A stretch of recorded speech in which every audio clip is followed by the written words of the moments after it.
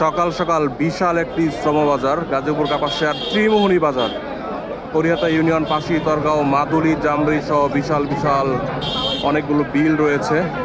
সেজন্য এখানে কৃষি শ্রমিকের চাহিদা বেশি। দূর থেকেও অনেক লোকজন এসে শ্রমিক নিয়ে যাচ্ছে। আজকে 800 দেখলাম, অনেকে 800 টাকা রেটে যাচ্ছে। এটা হচ্ছে কাপাসিয়া মনোহরদী সড়ক, ত্রিমোহনী বাজার। এই দিকটা চলে গিয়েছে মনোহরদী, ওইটা কাপাসিয়ার দিক থেকে এসেছে। কাপাসিয়া ঢাকা ট্রাকটা আটকা পড়েছে এই লোকারণ্য অবস্থায়।